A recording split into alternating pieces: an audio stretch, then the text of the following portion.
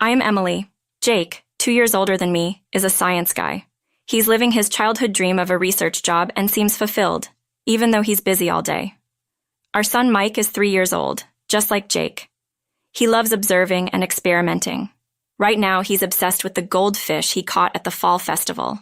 Our daughter Sarah is 1 year old. She loves to eat, and her chubby white cheeks are just adorable. She's the comfort and joy of our household. Overall, life is pretty good for our ordinary family, except for one thing. Emily, what's for dinner tonight, mother-in-law? Just as I was trying to calm down my crying daughter and finish up dinner, the doorbell rang. Without any hesitation, my mother-in-law walks into our home, as she often does. It might not be the same day every week, but she shows up around this time frequently enough that Mike hardly even looks away from the TV. My goodness, fried food again. That's not good, so oily. You need to take better care of Jake's stomach when he comes home tired from work. It's not good for the grandkids either. But Mike really likes it. Well, that's because you only feed him junk. Look, I've made a creamy vegetable stew and minestrone for you. It's important for the kids to get used to Western food from an early age. My mother-in-law starts setting the table with the large containers of creamy stew and minestrone she brought. It's a lot, enough to last for at least 3 days. And I feel a little down just looking at the stew, which is mostly just carrots and cabbage. Come on, stop daydreaming. I'll take the food you made home with me, so go ahead and pack it up. It's not tasty, but we can't waste food. This is routine. Last time she visited unexpectedly, she replaced my clam chowder with her own fried chicken. Holding the still warm container, she left without even looking at her grandchildren. Once the front door closed, my son turned to me softly. Grandma took my fried chicken again. My heart aches seeing my son's sad face. Don't worry, there's a little bit of meat left. Just wait a moment. Yay! As I heat up the oil again, I feel relieved seeing my son's joyful reaction to my words. However, my inner dissatisfaction remains. My mother-in-law has been overly intrusive since my marriage, but it's gotten worse over the last year. Every week, she shows up unannounced during dinner prep time. Initially, she would just criticize my cooking and parenting, and then leave her cream stew on the counter. But for the past 6 months, she started taking my food home with her, effectively ruining our meal. I can't imagine my mother-in-law, who lives alone since my father-in-law passed away, eating all 3 servings. She's probably throwing it away. As I prepare baby food and distract the kids, I manage to cook. It's tough, but seeing my family's happy faces keeps me going.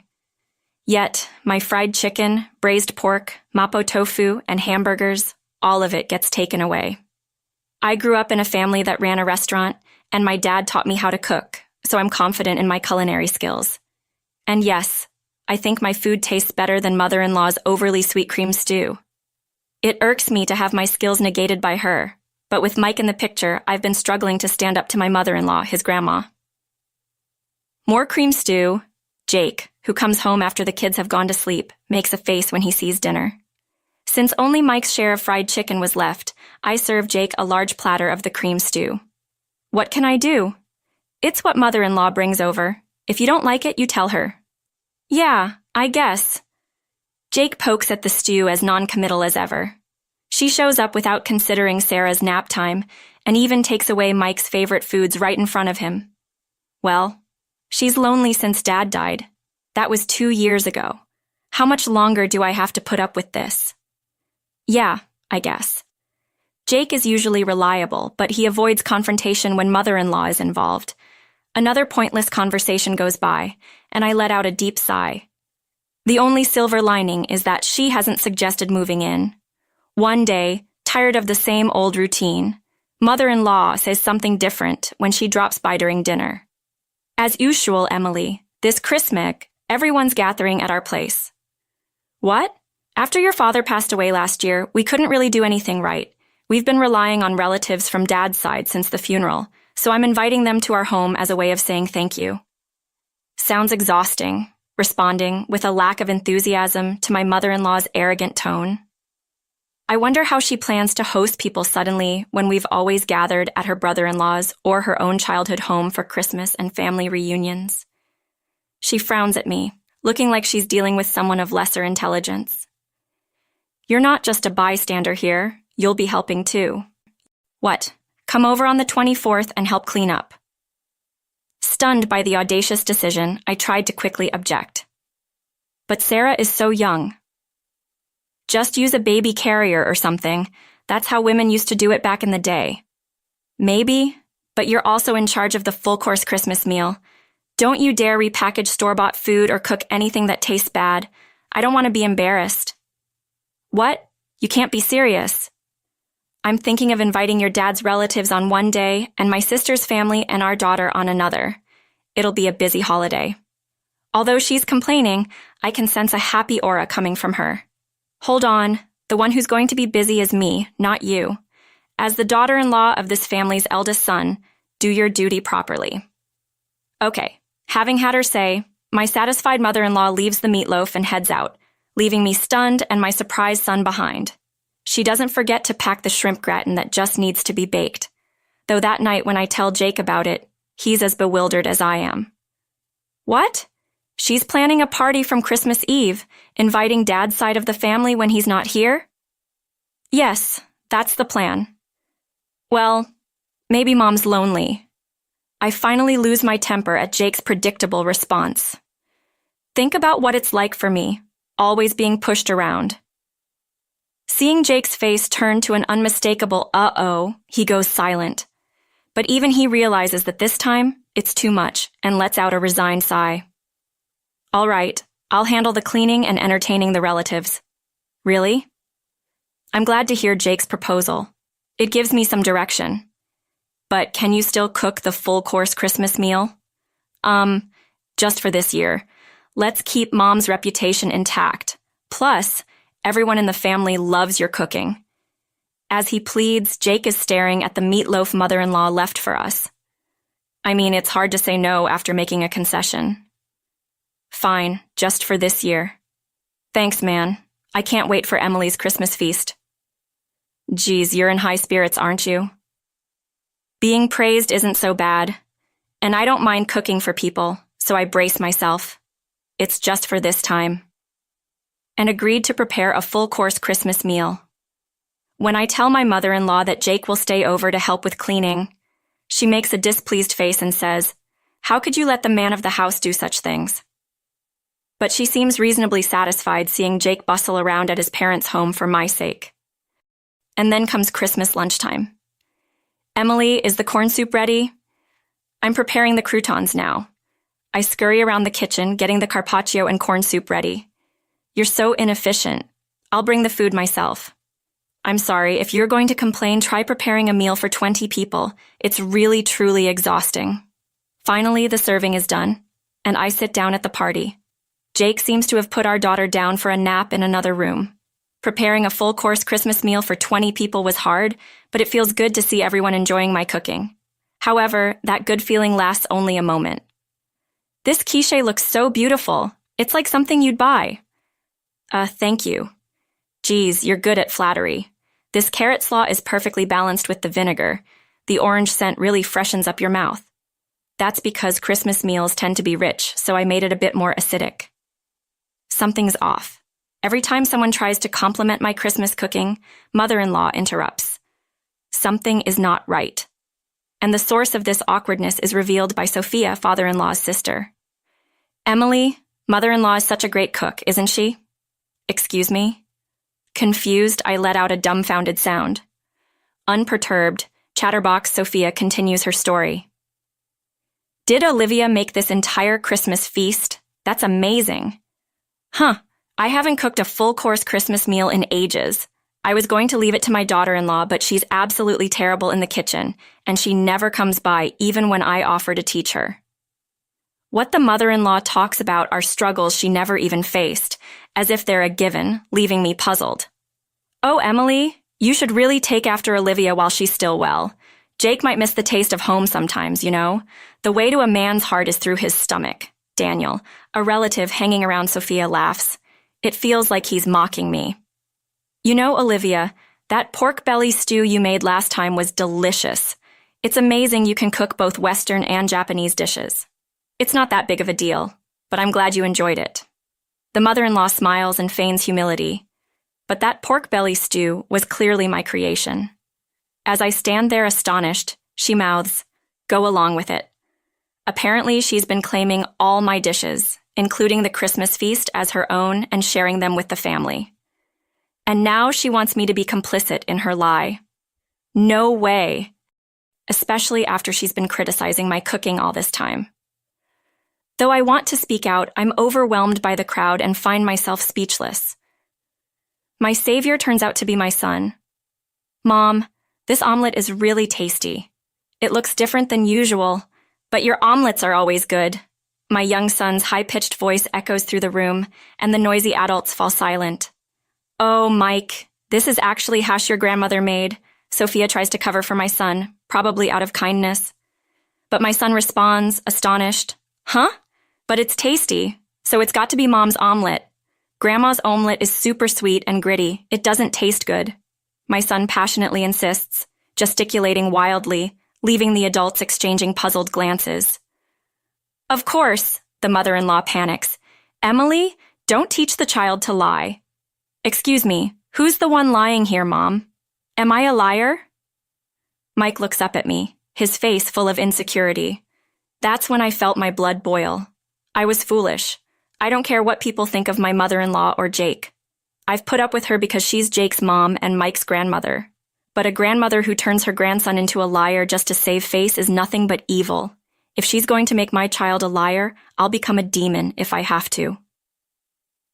I took a deep breath and straightened my back. Mike is not a liar. The one lying here is you, Grandma. Huh? She must never have expected me to stand up to her. My mother-in-law looked shocked. I stood up and pointed at the table dramatically. "I made this entire Christmas feast, including the corn soup, everything from start to finish." "What?" Naturally, the room erupted.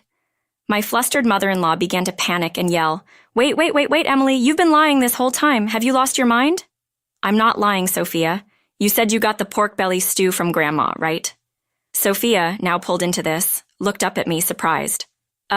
Yes, it was delicious. I made that too." "Huh? You're terrible. Stealing credit for Jake's mom's cooking and trying to set her up. You're the worst daughter-in-law. Then, can you tell me the recipe for the pork belly stew, mother-in-law?" "What? Well," she hesitated. Then, as if struck by inspiration, she shouted, It's a secret. It's a secret family recipe, so I can't tell you in public. You don't have to give details or measurements, just the basics." Even the relatives who were disgusted by our petty fight started to see who was in the right. "Emily, that's enough." My husband Jake had apparently finished putting our daughter to sleep. He had silently appeared near the door and restrained me with a stern voice and face. My mother-in-law clung to Jake as if he was her ally, looking like a tragic heroine. "Jake, what's up with your daughter-in-law? She's calling me a liar. That's awful, Mom. You're the awful one here." "What?" Mother-in-law's mouth drops open. This entire Christmas feast Emily made it all day while taking care of the kids. Trying to take credit for it is pretty low. "Jake, Sophia, the only thing Mom made is that massive bowl of creamy stew over there. Have you tried it?" "Huh? Yeah." Sophia, once again caught in the middle, looks at the pointed-out creamy stew, visibly shaken. Is she recalling how incredibly sweet that stew was? "Yeah, it was insanely sweet, wasn't it, Mom? Thinks if it's sweet, it's tasty. She's always been so cautious about salt and oil, but uses sugar with no limits, so all her dishes taste like a block of sugar." "Is that so? The pork belly stew was probably made by my daughter-in-law, too. If you got any other dishes from Mom recently, they were likely made by Emily." "Really? Even that meatloaf? That was me. And the mapo tofu and shrimp gratin? That was me." Everyone in the family is disillusioned with mother-in-law because of her own son's revelation. Isn't that right, Mom? Mother-in-law, exposed for all her lies, is panicking.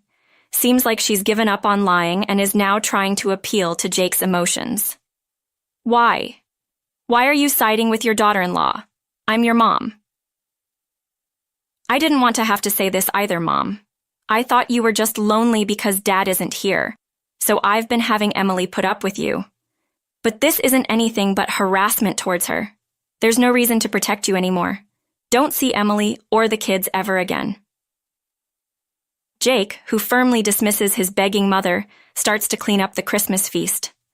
Then he apologizes to the relatives. I'm sorry for the disturbance this Christmas, Emily. Mike, let's go. As Jake takes Mike's hand and stands up, Mike glances at mother-in-law. Grandma, where's your I'm sorry? Huh? When you lie, you say I'm sorry, then you get forgiven, right? Isn't that right, Mom? I get it. You have to be forgiving when it comes to raising kids, but a simple sorry isn't going to cut it. Luckily, I didn't have to worry for even a second. Mother-in-law clenched her lips so tightly they looked like they'd bleed, clearly having no intention of apologizing. Seeing her, Jake sighed as if he'd had enough.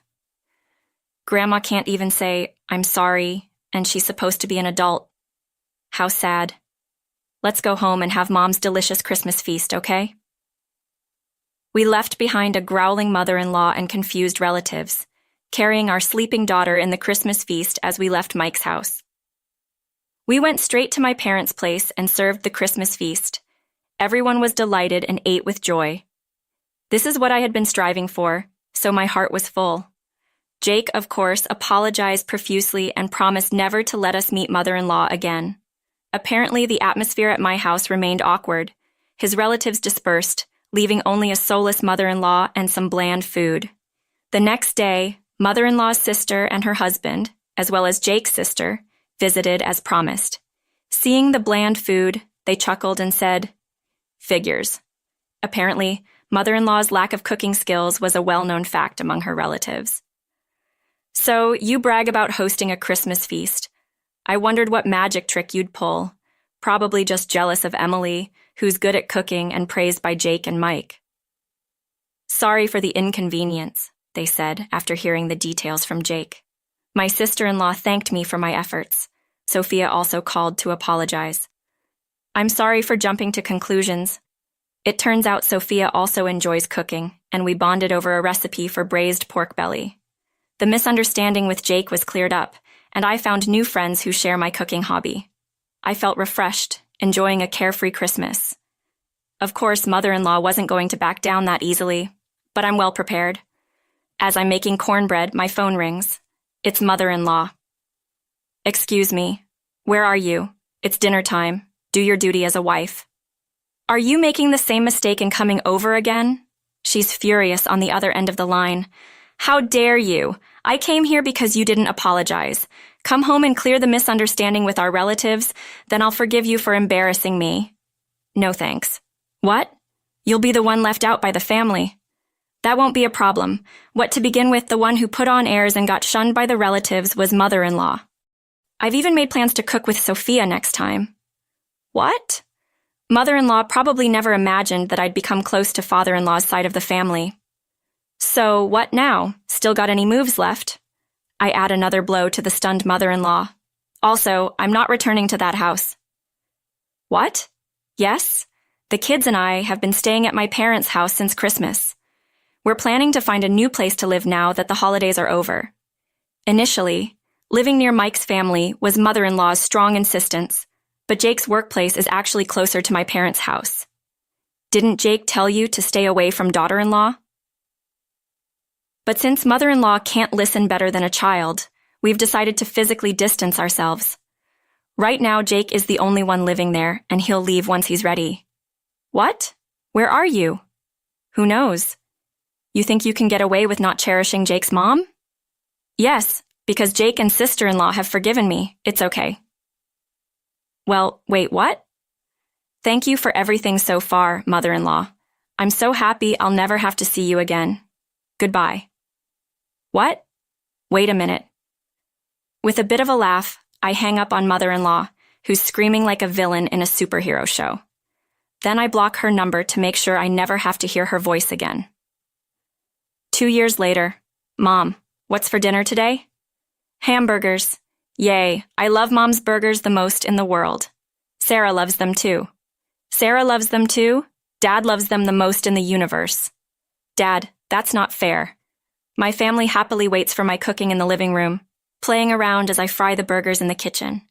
My heart warms up again today, watching them eagerly await my cooking, smiles on their faces.